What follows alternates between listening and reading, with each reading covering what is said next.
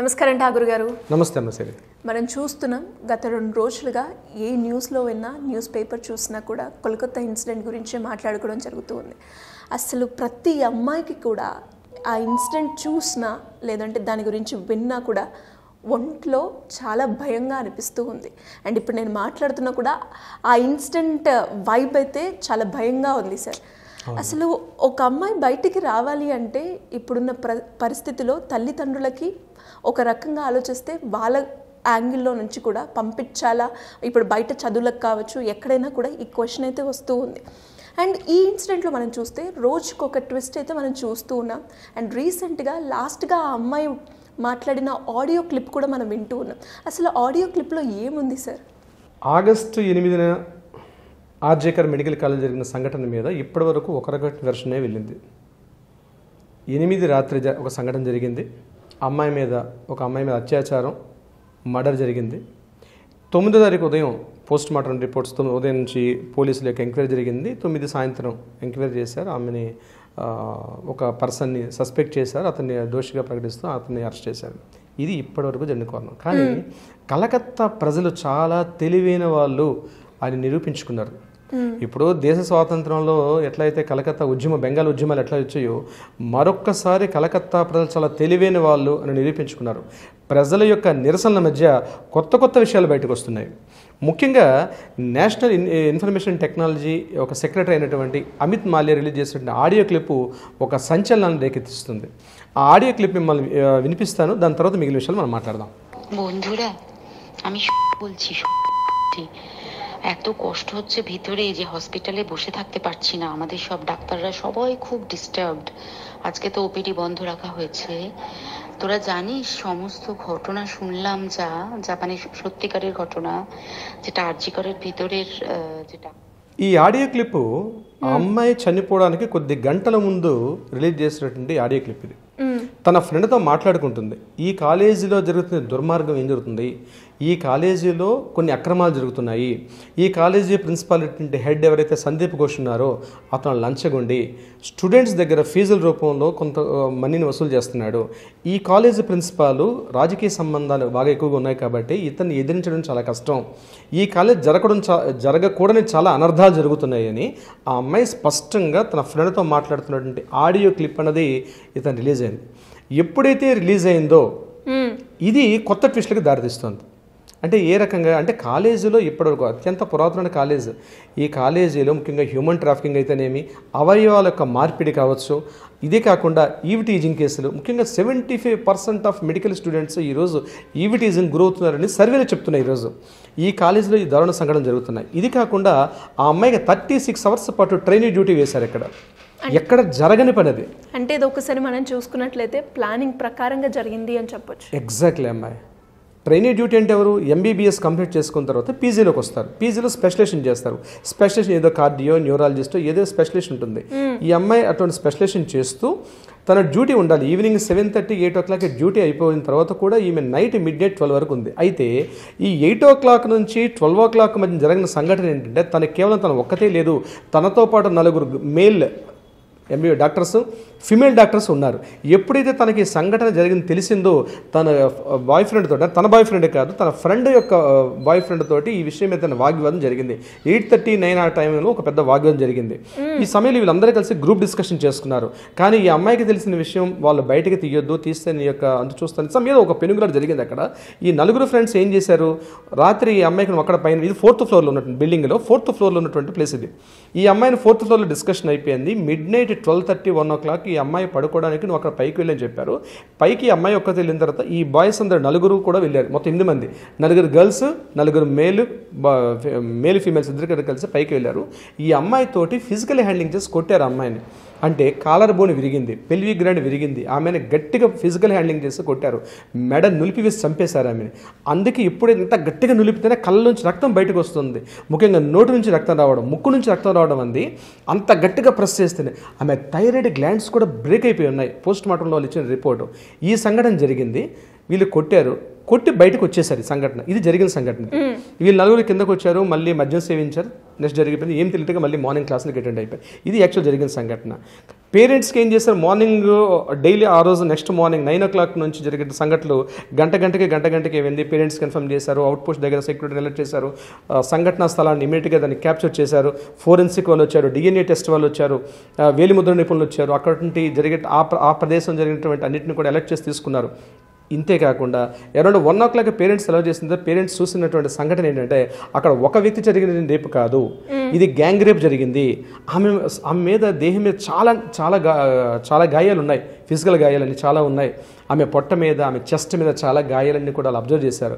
ఇది ఇమీడియట్గా ఏం చేసేది, పోలీసులతో కాదని చెప్పి మ్యాజిస్ట్రేట్కి వాళ్ళు రిఫర్ చేశారు. మ్యాజిస్ట్రేట్ వచ్చిన తర్వాత నెక్స్ట్ డే మార్నింగ్ ఏం చేశారు, 9వ తారీఖు తర్వాత 10వ తారీఖు నాడు హైకోర్టుకి అప్పీల్ చేసుకున్నారు. మాకు లోకల్ పోలీసుల మీద మాకు ఎటువంటి నమ్మకం లేదు కాబట్టి హైకోర్టు నుంచి మాకు ఇవ్వంటే ఇమీడియట్గా హైకోర్టు కూడా ఏం చేసింది, దీన్ని కరెక్ట్ దర్యాప్తు చేయమని చెప్పి సిబిఐకి రిఫర్ చాలా 2 రోజుల తర్వాత. అయితే ఇది యాక్చువల్ జరిగిన సంఘటన. కానీ మీడియాకి దృష్టిని ఆకర్షించడం కోసం పోలీసులు ఏం చేశారంటే సంఘటనని సంజయ్ రాయ్ మీదకి మళ్లించారు. సంజయ్ రాయ్ అనే వ్యక్తి కేవలం ఒక సివిక్ వాలంటీరు. ఓకే, అతను ఉమనైజరే కావచ్చు, అతన్ని ఒక పిచ్చివాడిగా ఆ యొక్క ప్రదేశాలు ఆయన గుర్తిస్తుంటాయట. ఎప్పుడైతే ఈ అమ్మాయిని అక్కడ ఈ శవంతో ఉన్నటువంటి అమ్మాయి ఉంటే వీడిని పైకి పంపించారు. పైకి వెళ్ళి ఆ పార్ట్ని క్లీన్ చేయమని చెప్పేసి ఈ అబ్బాయి ఏం చేశాడు, ఈ సంజయ్ రాయ్ అనేటువంటి వ్యక్తి పైకి వెళ్ళి అక్కడ నిస్తేజంగా అంటే అగ్నగంగా ఉన్నటువంటి ఆమెను చూసి శవంతో ఇతను సెక్స్ చేశాడని, అది దీని యొక్క కారణాలని ఇవన్నీ చాలా బయటకు వచ్చాయి. ఇక్కడ మనం గమనించాల్సిన విషయం ఏంటంటే ఆడియో క్లిప్ రిలీజ్ అయిన తర్వాతే ఈ సంఘటనలన్నీ బయటపడ్డాయి. ఓకే, అప్పటి వరకు న్యూస్లో అంతసేపు మనకి సంజయ్ రాయ్ మీదే మిస్గైడ్ చేస్తుంది. ఎంటైర్ నేషనల్ మీడియాని కానీ లోకల్ మీడియాని వాళ్ళు మిస్గైడ్ చేశారు. పోలీసులు మిస్గైడ్ చేశారు అని చెప్పడానికి కారణాలు ఏంటంటే 4 కారణాలుగా మనం చెప్పుకోవచ్చు. నెంబర్ 1 ఏంటంటే, ఒకటి, పోలీసులు ఫస్ట్ దీన్ని పేరెంట్స్కి సూసైడ్ కేసు, ఇది అమ్మాయి సూసైడ్ చేసుకుంది ఇన్ఫార్మ్ చేశారు మార్నింగ్ అరౌండ్ 7:30కి. కానీ విషయం ఏంటి, పోలీసులు మళ్ళీ సిపి గారు ఒక ప్రెస్ మీట్లో ఏం చెప్తున్నారంటే మా వైపు నుంచి ఫోన్ వెళ్ళలేదు, ఎవరో ఫ్రెండ్స్ ఫోన్ చేశారు, మేము ఫోన్ చేశారు 9:30కి, మేము సూసైడ్ అని చెప్పలేదు, ఇక్కడ జరిగిందని చెప్పామని వాళ్ళు మిస్గైడ్ చేశారు. ఏది ఆడియో క్లిప్ రిలీజ్ అయిన ఫస్ట్లో ఆడియో క్లిప్ కన్నా బిఫోర్ చెప్పారు. నెక్స్ట్ ఏం చెప్పారు, ఆ అమ్మాయి యొక్క కాలర్ బోను పెల్విక్ బోన్ అనేది బ్రేక్ అవ్వలేదు, ఆమె సేఫ్టీగా ఉంది, అంటే ఆమె బోన్స్ ఎక్కడ బ్రేక్ కాలేదని చెప్పారు. కానీ వాస్తవ పరిస్థితి ఏం జరిగింది, అక్కడ పెల్విక్ బోన్ కూడా అంటే ఎక్కడ వస్తుంది, నడుంకి మనకి చెస్ట్కి మధ్యలో నడుము దగ్గర ఉంటుంది, అది చాలా హార్డ్గా ఉంటుంది, అది బ్రేక్ అయి ఉంది. నెంబర్ 3 ఇంకోటి ఏం చెప్పారు అక్కడ వాళ్ళు, మేము అమౌంట్స్ ఇచ్చాము, అంటే బయట సోషల్ మీడియా చెక్కలు కుట్టిన వార్త ఏంటంటే పేరెంట్స్ యొక్క నోరు నొక్కేయడం కోసం అని చెప్పి వాళ్ళని బయట రానియకుండా ఉండడం కోసం అని చెప్పి ఆమెకు కొంత వీళ్ళు ఆఫర్ చేశారు. ఓకే, ఈ ఒక్క పాయింట్ మనం లీగల్గా చెప్పుకుంటే ఈ అమౌంట్ ఇవ్వడం ఉంది ముఖ్యంగా ఈ మాలిస్టేషన్లో కానీ, అత్యాచారం జరిగేటప్పుడు కానీ, మర్డర్స్ జరిగేటప్పుడు కానీ ఆ బాధిత కుటుంబాలకు కొంత మనీని ఆఫర్ చేస్తే రాష్ట్ర ప్రభుత్వం అఫీషియల్గా ఇస్తుంది. సో ఈ ఒక్క పాయింట్ మనం పక్కన పెడితే సూసైడ్ కేసు కావచ్చు, అంటే సూసైడ్ ఇన్ఫర్మేషన్ కావచ్చు, లేకపోతే మల్టిపుల్ పర్సన్స్ గ్యాంగ్ రేపింగ్ అన్నది, అక్కడ ఆమె స్పెర్మ్ పాయింట్స్ ఎక్కువగా మోర్ దాన్ 150 grams ఉందని ఏదైతే సోషల్ మీడియా చెక్కలు కొట్టిందో అట్లాంటిది ఏమీ లేదు, ఒక సింగిల్ పర్సన్ అదంతా చెక్క, అది రూమర్ అని చెప్పి కొట్టిపడేశారు. కానీ ఈరోజు ఆడియో క్లిప్ ఏదైతే రిలీజ్ అయిందో ఇవన్నీ కూడా తప్పు. పోలీసులు రిలీజ్ చేసిన న్యూస్ బులెటిన్స్ అనేది తప్పు. యాక్చువల్గా ఫ్యాక్ట్ వేరే ఉంది. అంటే ఆ కాలేజీలో ఏదో ఒక తెలియని అసాంఘిక కార్యకలాపాలు ఉన్నాయి, కాలేజీలో జరుగుతున్నాయి.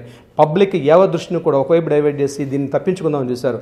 మమతా బెనర్జీ సర్కార్ ఏం చేశారు, ఇమీడియట్గా ఆ రోజు కాలేజీ సందీప్ ఘోష్ ప్రిన్సిపాల్ని ఇమీడియట్గా అక్కడి నుంచి ట్రాన్స్ఫర్ చేస్తూ వేరే కాలేజీకి వెళ్ళడం. అండ్ అలాగే సార్ ఇవన్నీ కూడా మీరు చెప్తూ ఉంటే ఆ కాలేజ్ ఎక్కడైతే ఇన్సిడెంట్ జరిగిందో అక్కడ కొత్తగా గోడ కట్టడం, ఆ ఇన్సిడెంట్ని కప్పిపుచ్చడానికి వెంటనే ఇది కూడా చేస్తున్నారు అని విన్నాను. అవును, ఇవన్నీ కూడా సస్పెక్ట్ చేయాల్సి వస్తుంది ప్రభుత్వం మీద. రక్షించాల్సిన ప్రభుత్వమే తప్పుదోవ పట్టేటట్టుగా ఎవరిని ఏ దోషం తగ్గితే రక్షించాలని ప్రభుత్వం దీన్ని ప్రయత్నాలు చేస్తుంది. అంటే మమతా బెనర్జీ చేసిన తప్పులేనా, లేకపోతే ప్రభుత్వాధికారులు రక్షిద్దామనా? ఇలాంటి స్థితిలో ఆడపిల్లలు కాలేజీకి వెళ్ళి చదువుకోవాలనుకున్నా, ముఖ్యంగా వైద్య సంస్థ కావచ్చు, పోలీస్ డిపార్ట్మెంట్ కావచ్చు, మరొక సందర్భం కావచ్చు, వీళ్ళకి రక్షణ ఏది? అండ్ అలాగే సార్ ఈ ఇన్సిడెంట్లో వాళ్ళ మదర్ కూడా కొత్తగా డైరీలో తను రాసుకున్న చివరి మాట కూడా, అది చాలా హృదయ విదారకం. ఒక పేరెంట్స్గా మనందరం చాలా బాధపడాల్సిన విషయం ఏంటంటే ఈ సంఘటనకి ముందు రోజు ఆగస్టు 8 జరిగితే 7వ తారీఖు 6వ తారీఖు అనుకుంటా, ముందు 2 రోజుల ముందు ఆ అమ్మాయి డైరీలో రాసుకున్నటువంటి అక్షరాలు ఏం రాసింది సార్? మమ్మీ, నేను గోల్డ్ మెడల్ తెచ్చుకుంటాను పీజీలో, ఒక మంచి డాక్టర్గా స్థిరపడాలనుకుంటున్నాను, మీ యొక్క ఆశల్ని నిలబెట్టాలనుకుంటున్నాను, ఒక 4-5 సెంటెన్స్ రాసింది ఆ అమ్మాయి. అంటే ఆ అమ్మాయి యొక్క ట్రాక్ రికార్డ్గా చూసుకుంటే చిన్నప్పటి నుంచి కూడా కాలేజీలో మంచి ఎడ్యుకేషన్ బాగా చదువుకున్నటువంటి అమ్మాయి. అంటే ఒక ఉన్నతమైన ఆశయాలు, జీవితం మీద కొత్త ఆశలు, 30 ఏళ్ళు అంటే అప్పుడప్పుడు ఇంకా జీవితం అడుగుపెట్టి పీజీ చేసి కొద్ది రోజులుగా ఒక స్పెషలైజేషన్ చేసుకుని బయటకు వెళ్ళాల్సిన అమ్మాయి. ఆ డైరీ ఎప్పుడైతే వాళ్ళు రిలీజ్ చేశారండి, నిజంగా ప్రపంచం అంతా సిగ్గుతో తలదించుకోవాల్సిన అవసరం ఈరోజు. ఎందుకంటే ఆడపిల్లలకి భద్రత అన్నది ప్రతిరోజు ఏదో మనం ఇలాంటి సంఘటనలు జరిగేటప్పుడు ఓ మీడియా కానీ లేకపోతే మనం హడావుడి చేస్తాం, ఆ తర్వాత మళ్ళీ ఎప్పటికప్పుడు మర్చిపోతాం. ఇది కాదండి, జరగాల్సింది ఏంటంటే మన ఇంట్లో ఆడపిల్ల తల్లి కావచ్చు, మన చెల్లి కావచ్చు, మన అక్క కావచ్చు, మన ఆడపడుచు కావచ్చు, వీళ్ళందరూ మనతో పాటు ఉన్న వాళ్ళకి ఆడవాళ్ళకి రక్షణ ఉండాల్సిన అవసరం ఉంది. ముఖ్యంగా ఇంతకుముందు వీడియోలో కూడా మనం చెప్పాం గవర్నమెంట్ కొన్ని డెసిషన్స్ తీసుకోవాలని చెప్పి. కానీ భద్రత అనేది చాలా ఇంపార్టెంట్. ఈ పర్టికులర్ కేసు సంబంధించి ఆ బాధిత కుటుంబాలకి న్యాయం జరగడం ఒక్కటే కాదు, జరగాల్సింది ఏంటంటే ఇటువంటి సంఘటనలు మళ్ళీ పునరావృతం, మళ్ళీ రిపీట్ కాకూడదు. ప్రతి ఒక్కడు కూడా భయపడాలి ఇట్లాంటి దారుణ సంఘటనలోకి వెళ్ళడానికి. ఇక్కడ 2 విధాలుగా చూడాలి ఈ కేసుని. ఒకటి ఏంటంటే కాలేజీ యాజమాన్యం, ఆ కాలేజీ యాజమాన్యంలో జరుగుతుండే అవకతవకలు, అదొకటి దృష్టి పెట్టాలి. నెంబర్ 2, ఎవరిని ప్రొటెక్ట్ చేద్దామని చెప్పి గవర్నమెంట్ అక్కడ తన యొక్క డ్యూటీస్ చేస్తుంది. ఈ 2 విషయాల మీద కాన్సన్ట్రేషన్ చేయాలి. థర్డ్ వన్, చట్టాల మీద కానీ న్యాయాల మీద పూర్తి అవగాహన, ప్రతి సామాన్య పౌరుడికి కూడా అవగాహన కల్పించే బేస్ క్యాంప్స్ కానీ ఎక్కడ పడితే అక్కడ క్యాంప్స్ నిర్వహించడం, అవేర్నెస్ క్రియేట్ చేయడం, దీని ద్వారా కొంతవరకు తగ్గించే అవకాశం ఉంటుంది. కానీ ఇంతకుముందు మనకు ఢిల్లీలో జరిగిన నిర్భయ కేసు ఏ రకంగా జరిగిందో, ఇది నిర్భయ 2 అంటున్నారు, అభయ కేసు అంటున్నారు. ఏదేమైనప్పటికీ కూడా ఇట్లాంటివి మళ్ళీ జరగకూడదని ఆశిద్దాం. బాధిత కుటుంబాలకు అండగా నిలబడదాం. ఇందులో అమ్మాయికి న్యాయం జరగాలని కోరుకుంటాం. అండ్ అలాగే దాంతోపాటు మళ్ళీ మీరు అన్నట్టుగా ఇలాంటి ఇన్సిడెంట్స్ రిపీట్ కావద్దు అనేది మనందరికి కూడా ఉద్దేశం. సో దానికి ఈ ఇన్సిడెంటే ఒక పని చెయ్యాలి అంటే అమ్మో ఇంతలా భయపడేలాగా వీళ్ళకి కనుక శిక్షిస్తేనే నెక్స్ట్ ఇలాంటి సంఘటన జరగకుండా ఉంటుంది. Thank you sir, thank you so much. Thank you అమ్మాయి శ్రీ, థ్యాంక్ యూ.